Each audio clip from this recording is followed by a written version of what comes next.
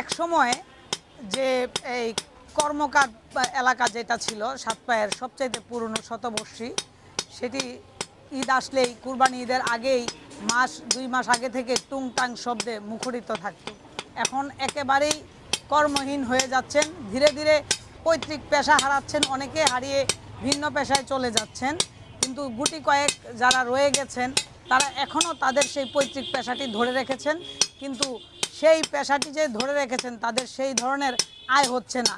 আয়ের তুলনায় তাদের ব্যয় বেশি হচ্ছে। শুধুমাত্র কুরবানি ঈদের সময় যে দেখা গেল যে চাকু, ছুরি এবং চাপাতি এগুলোকে অনেকেই ধারালো করার জন্য নিয়ে আসেন, নতুন করে খুবই কম তৈরি করেন। তো আমরা একটু শুনে আসব তাদের কাছ থেকে যে কেন এই পেশাটি হারিয়ে যাচ্ছে। অন্যান্য বছর তো পুঁজি বাটা করতে, কিন্তু এই বছর তো পুঁজিটাই না, যে এক দেড় মাসে যে পুঁজিটা লাগাই আমি জিনিসগুলো তৈরি করছি, এগুলো বিক্রি এই বছর করিয়া পুঁজিটা মারাইব। বর্তমানে আমরা পয়সা যাইতেছি, আর ভবিষ্যতে ফুলাফানে করতো না, কারণ ফুলাফানে অনলে ওরা শিখছে, ওনার এই ব্যবসা করতো না, অন্য কিছু একটা করবে। এই ব্যবসা করে কোনো আয় উন্নতি নেই।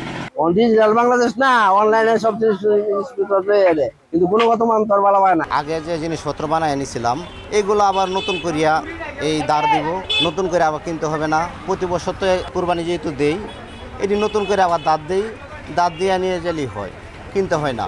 এখন বর্তমানে দেখা যায় অনলাইনে অনেক ইউজ করে সবাই। কামারের যা আগে একটা মোটামুটি লাইনগার্ড ছিল, ওদের ব্যবসা অনেক বন্ধ হয়ে যেত।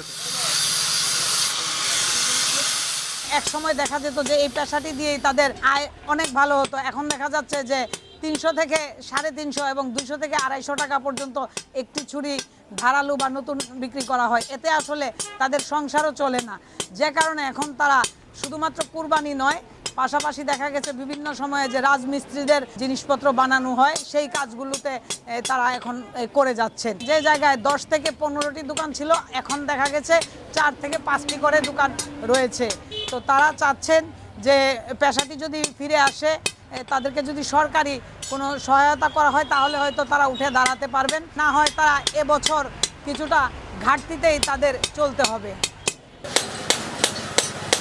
আলপনা বেগম, সময় সংবাদ, নেত্রকোনা।